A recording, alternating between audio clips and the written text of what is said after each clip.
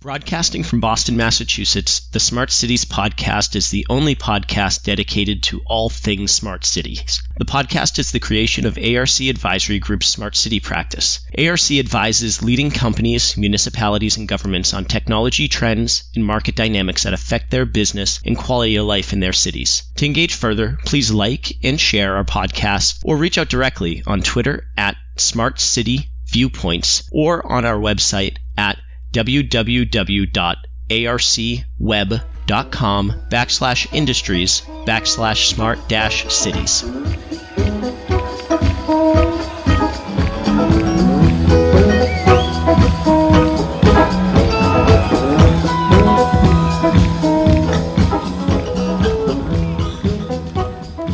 Welcome to another episode of the Smart City Podcast. Today we are recording live at the ARC Forum here in Orlando, Florida. Our subject today is sustainability, the energy transition, and decarbonization. And I'm very happy today to be joined by my esteemed guest, Brumm of Tampa Electric, as well as Shane Robin, also of the Tampa Electric Company here in Florida. Welcome, gentlemen. How are you today? Thank you. Very good. Good. Thank you for having us. Hey, it's great to have you here at the ARC Forum and to have you on our podcast today. Gentlemen, I understand that both of you work in the transition of energy, solar energy, for Tampa Electric. Can you tell us a little bit about yourselves and how you came to this ecosystem? You want to go first, Bob? Yeah, I'll go. I've been with TECO 23 years. It'll be 24 years soon.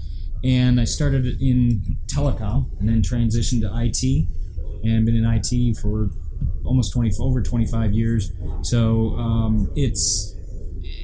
I've grown into the role I'm in supporting the solar environment now through various transitions, but we see our industry growing with the growth of solar. We need the support for that internal in the company. So it's been an opportunity to grow with that growth in our organization and a great opportunity that we'll have in the organization supporting the solar environments.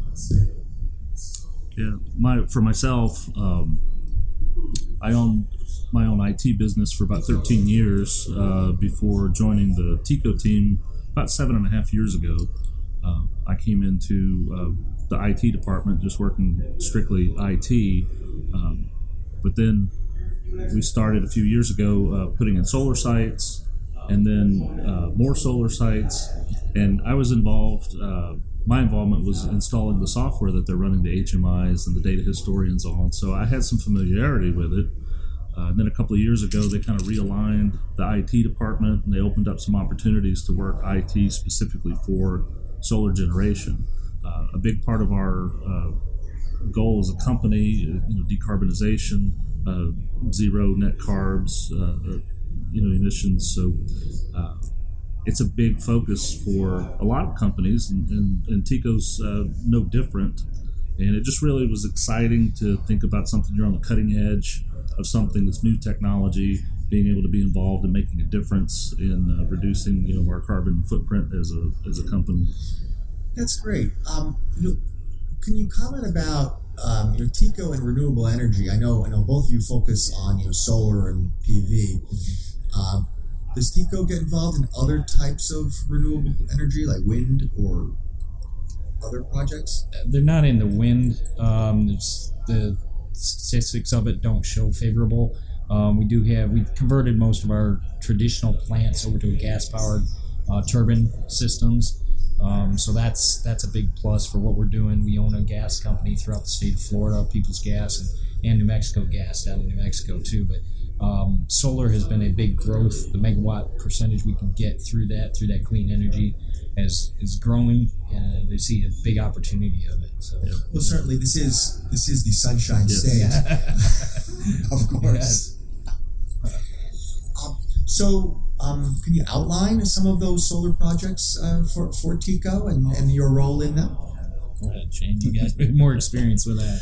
Well, we have a number of sites currently that are in production that are producing power throughout the service area.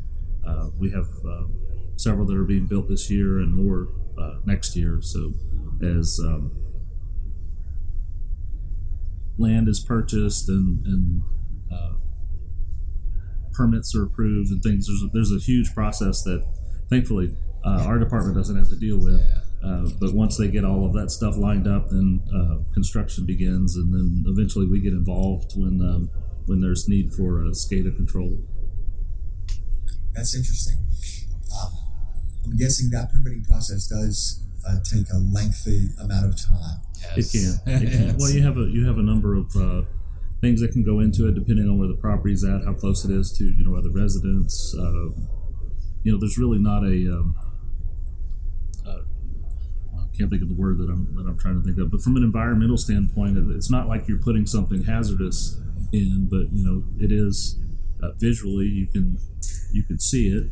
If you've ever passed on the highway and seen some of the big farms, may not necessarily be the most attractive thing to you. It may look great to other people, but so there's always different things that go into that permitting process. Are these installations all on TECO-owned property? Yes. They do purchase the land. Yes. Yeah. Because I know there's been discussions in the past about that one of the largest contributors to the cost of a PV plant actually is the land and the property taxes under it. Yeah. And that there are opportunities in public-owned lands, right-of-ways, perhaps on the Florida Turnpike, or even on publicly owned lakes. I know there's quite a few initiatives in Florida about floating PV panels, correct, on lakes. Yeah, we do have some R&D projects that are experimenting with different floating panels, as well as some interesting stuff dealing with agriculture. So having panels that allow rays to pass through and reach crops, so you can share land. So you can have solar generation, but you can also have farmland that still exists. So instead of blocking the sun's rays from reaching the ground, it's allowed to go through. So there's just some interesting things. We do have some strategic partnerships with other companies. You'll see it advertised. If you go to our website, like the Florida Aquarium, we have rooftop solar at the Florida Aquarium, Legoland. The airport, Tampa International Airport. Tampa International Airport. They're generating some solar power out there. So I think we'll see more and more of that as time goes on, because that gives real estate to have solar panels on business rooftops, and it also allows companies to be involved in decarbonization themselves, to becoming more green.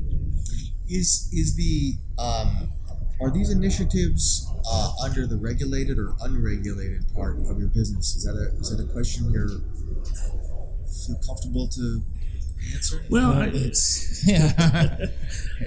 well, I would say that I'm just in all open disclosure, I don't work in compliance, so okay. To answer it from a legalistic standpoint, I don't know. I mean, I do know that because we are a regulated utility, things like fuel costs, those get passed directly to the consumer. So whatever it costs us at a fossil-powered plant for the natural gas to power that plant, that gets passed on to the consumer. So as price goes up, price goes down, that's just a pass-through. We can't make any money off of that as a regulated utility. So solar gives the ability to pass that power through without having the fuel. Having the fuel cost. So there are regulations that dictate, what we can charge and what we can't charge based on the power that was generated from solar. Well, that's a great answer. Let me try to maybe focus that question a little bit better. I know let me ask it this way: the size and scope of your installations, are they meant to be generating small but arguably generating facilities for TECO, or do you design, build, and construct them for and sell them, or maybe finance them for a big box store operator, or a chain of banks, or the aquarium for that matter, or is it a mix of both of those? It depends on the scenario. If we're buying the land that's a TECO asset, obviously with a rooftop solar, that's going to be on a business-owned asset. So then they may own the panels. We may help service them, depending on that type of partnership. Can you explain maybe that a little further from what you've seen? Well, from what I've seen thus far, the rooftop solar installations have been TECO purchased. The end user may own the panels, but we help facilitate that that installation. I can't really speak to the specifics of the contracts and whatnot. Most of that I'm not privy to. So but both of you have answered that. Have answered that. What was in my head as I was asking the question is, I live in Boca Raton, so I have Florida Power and Light, and of course they're a regulated utility that sells me electricity, but they also have an unregulated portion that is, for one, the outdoor lighting unregulated division, and they function pretty much like a general contractor who you might call to light your parking lot. And very often, because of who they are, they do have some attractive options when they do come to quote you for that, and that is in itself quite a bit different than let's just describe it. You might have the Florida Power and Light owned street lighting system, but then you might have a shopping mall privately owned that sources their poles, lights, fixtures, infrastructure, and electricity from Florida Power and Light, but from the unregulated division. Yeah, that makes sense. I'm not aware of anything like that we're doing yet at this point that I can disclose of. So both of you work in the focus on the HMI of solar panels. What, before we get into the user interface piece, what objects might I want to even know about? What logical objects? I mean, volts, watts, temperature maybe of the panel. Sure. What kind of things might you want to track? Let's go for it. It's got a little more experience with this. Yeah. That's a fastball. No, it's actually a good question. There are so many things that you can track from a solar site that is very useful information. So, and just sort of to give you a sort of a Reader's Digest version of the construct of a solar site. You have panels. You have multiple panels. There's a lot of them. Those are wired into one device called a combiner box. Then from the combiner box, it's a single cable to an inverter. Solar panels generate DC voltage. So those panels create voltage in DC. It goes to an inverter. That inverter converts it to AC, which is your household current, and then that gets put out onto the substation, which then goes onto the grid and is there for consumers to use. So there's a number of things that you might want to know. The person operating, the site, he might want to know when there's a ground fault. If there's a heavy rainstorm and an inverter has a ground fault and shorts, so it's in a bad condition. So on the HMI, you would visualize alarms. So something's in alarm state. You want to know temperature. We have MET stations, that meteorological stations that monitor wind speed, temperature, irradiance.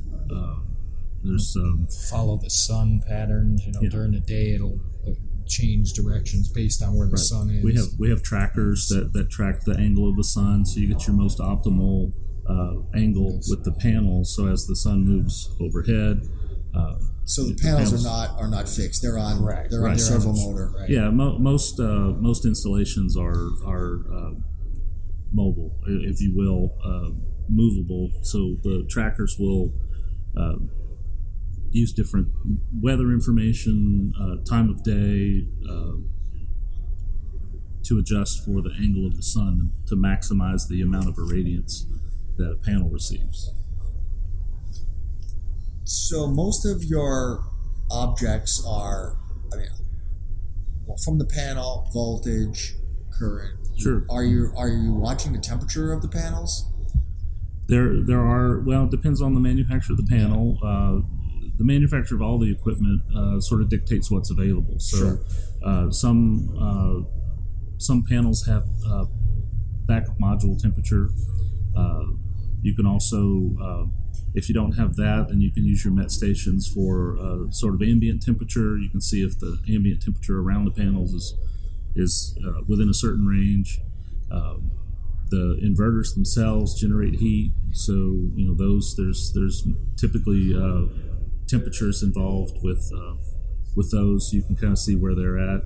You can see how much DC voltage they're generating. So you've got so much current coming in from the panels, and then so much coming out from the inverter. So is the inverter efficient? Is it not producing what it's supposed to? And those things are regulated. I mean, we will have to report. If you have a site that's rated for X amount of megawatts to be able to produce, and that site's not producing that amount of power, you have to be able to explain why was it not generating that much power. I know this is perhaps too technical question for today, but let me ask you. There's an awful lot happening in that inverter, and most importantly, the waveform. That sine waveform needs to be a true sine wave, and it needs to match the waveform of the utility itself. Mm-hmm. Do you monitor attributes around that? Yes. As a matter of fact, we do. Yeah, that is. We had a troubleshooting call about that last week.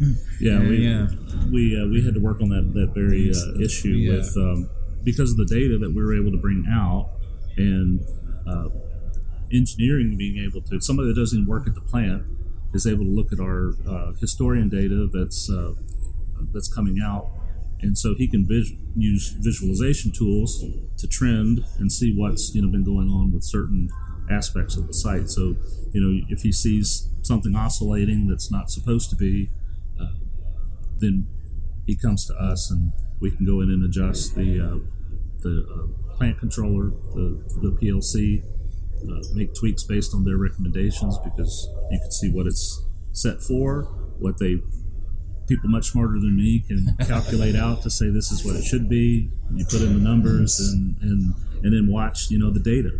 The data is everything as it comes out, to see, okay, well, now we're producing what we need to be, and it's a true sine wave rather than a square wave. Yeah, and it was good. It's a collaboration with the engineering group that has that knowledge, that statistic, that engineering background to say, yeah, this wave needs to be different. As IT folks, we don't look at sine waves.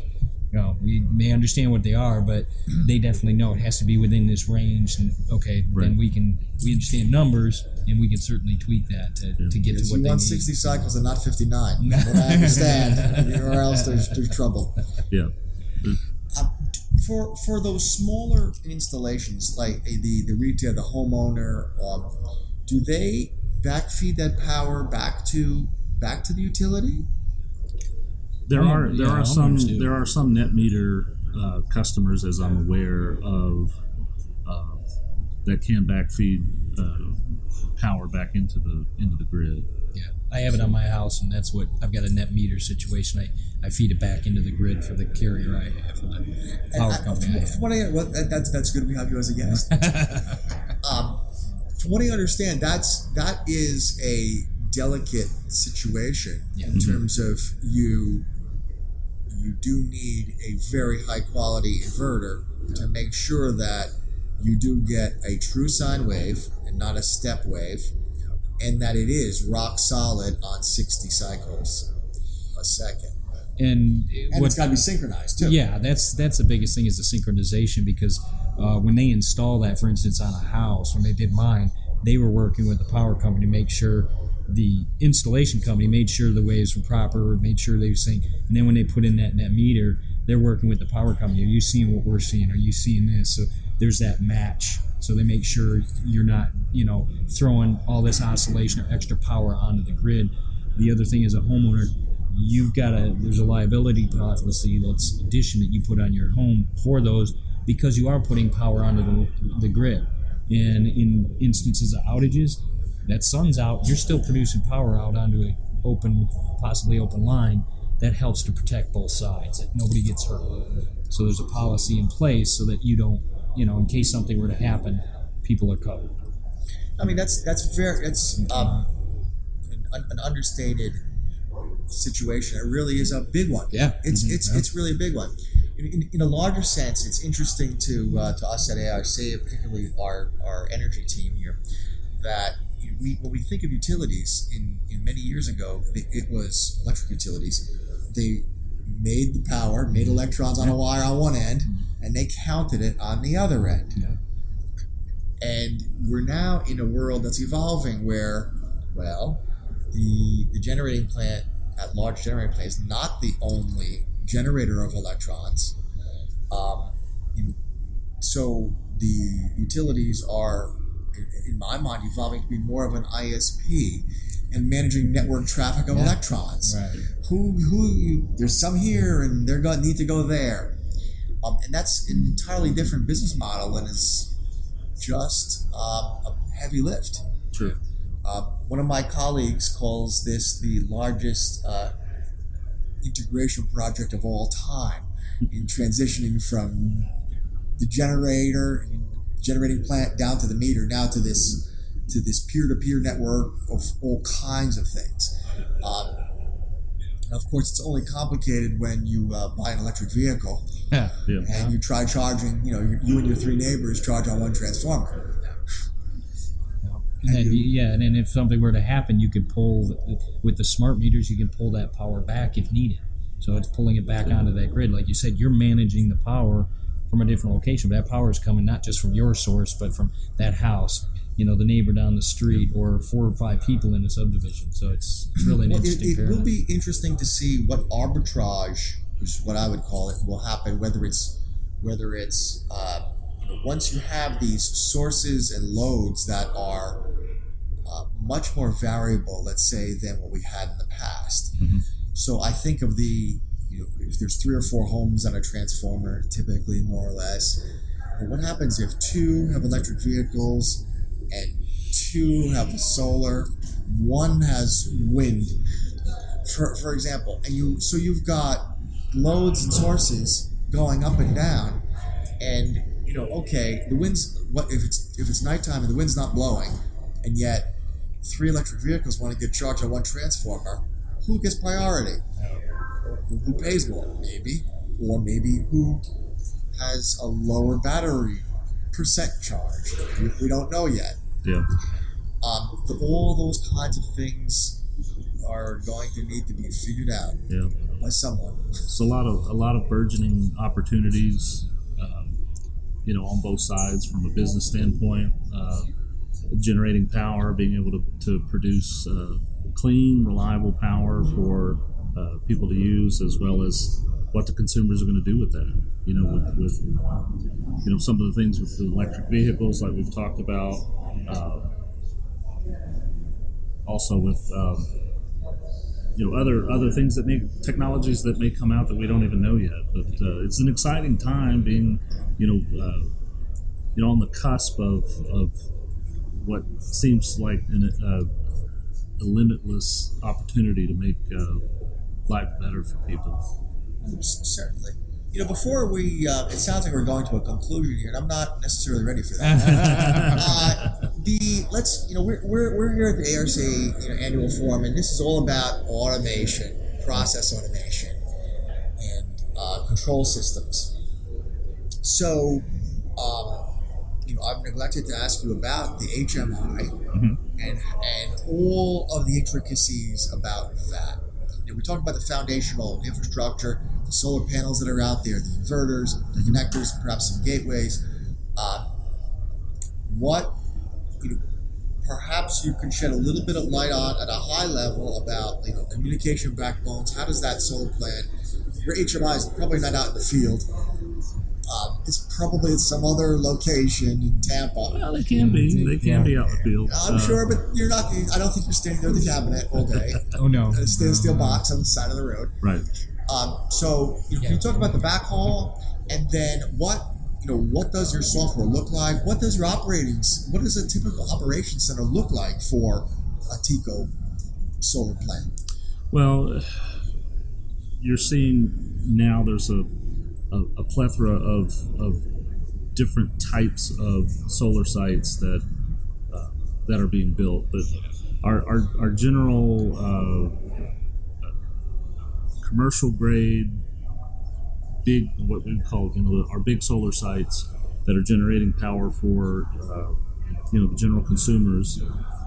They're much like any other electrical site that you would go to from a visualization standpoint. You would see a substation there with a control house, and in that control house you'll have various equipment that's involved in both the running and the monitoring of the site. So we typically have fiber that connects those for the backhaul to bring that back to our data center. But your controls are there. Someone at the control house, has a machine that they can log into and monitor and control the site. They're visualizing the HMI. So if they want to see what's going on, if they need to make adjustments, if they need to do anything, that's there on site for them to be able to do that. So upstream from the physical plant itself to TECO, it looks like any other generating plant, more or less. Yes. But on site, inside the operations center, that's where you have the solar PV specific user interfaces. Correct. And we also have the ability to look at those remote, because obviously most of these sites are on the outside. They're not near our data center. I mean, you're talking 30, 40-minute drive away. So we have the ability to talk to that equipment through our network, through our fiber network, through controls. So those user interfaces are duplicated.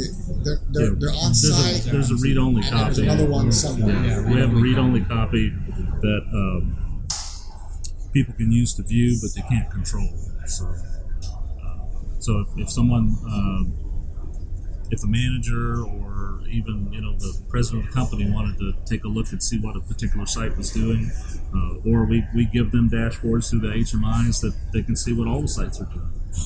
On a single pane of glass. So if you want to see, how many megawatts it's producing, that type of thing, they can do that without any risk of doing anything they're not supposed to do. Indeed. What do you see for the future? So, what kind of things are you starting to see in terms of, PV panel technology updates or inverter updates, or what kind of how would you like to grow the user interface? Well, from a panel standpoint, and again, that's really not our realm that we deal with too much, other than pulling data from them. But you see with each installation, as we've seen each site get built, there's a different iteration of panels. So the panels become more efficient. They can generate more power with the same size panel that before couldn't generate as much. So you'll find over the course of a site, maybe you don't need as many panels. So that's good. I think one of the cool things, like with the floating solar applications, they're doing research and development on panels that will pick up reflected rays. So as the sun's rays come down, it picks up the irradiance, but also what's reflected off the water, it can pick up irradiance from there. Okay. So you're going to see, maybe things like that have multiple purposes. Maybe help with evaporation, so that the water in the retention area, whatever it's floating on, doesn't evaporate as quickly because of the shade from the panels and different things. That's fascinating. And the meteorological pieces, that's something that down here in Florida, it can make sure the panels are clean, or when there's heavy bird overcast, we'll say, okay, when they do their business on it, it will let you know, hey, these need to be clean, and send notifications about that. So there's technology there to help you maintain these things in a proper standard that they will keep that megawatt percentage up and producing properly. I think one of the biggest challenges for the guys that control the amount of electricity that's flowing out on the grid, Florida's the sunshine state, but we're also the lightning capital of at least this part of the world. So you can imagine you've got several sites, full sun's out, they're producing it at high irradiance, and you get a large amount of cloud cover that comes over. They have to be able to anticipate that drop in power that's going to come, because solar's not good at night, and solar's not good under cloudy, rainy day. So it's not the silver bullet for producing power Certainly. In and of itself. So they have to be able to compensate for that, because you can imagine all of a sudden you have a dip in production, and that has to be replaced with a spinning plant. Okay. July afternoons can be hard. Well, gentlemen, this has been a great half an hour, this discussion here. Are there any last words you might have for our audience today? I say just enjoy the technology, learn more about the technology, look for the growth in it, the improvements in it. Like Shane was saying, smaller, more capable panels are going to be coming. All that quality of improvement, I think, is key to remember. And keep an eye on it. See how more efficient it will be to help with this production. I think it's interesting. Yeah, it's really a fascinating time. It seems like every time somebody in the neighborhood gets a new roof, they get solar panels with it, and that just moves us, that much closer to net zero, carb emissions, and it helps them save money. It's good for the environment. I'm just excited about all the new technology and toys that I get to play with. So that's great. That's great. Well, once again, thanks to Shane Robin and Bob Brumm, both from Tampa Electric Company. This has been an enlightening session of the Smart City Podcast. Thank you very much, and tune in again. Thank you. Thank you for having us. Broadcasting from Boston, Massachusetts, the Smart Cities Podcast is the only podcast dedicated to all things smart cities. The podcast is the creation of ARC Advisory Group's Smart City practice. ARC advises leading companies, municipalities, and governments on technology trends and market dynamics that affect their business and quality of life in their cities. To engage further, please like and share our podcast, or reach out directly on Twitter at Smart City Viewpoints, or on our website at www.arcweb.com/industries/smart-cities.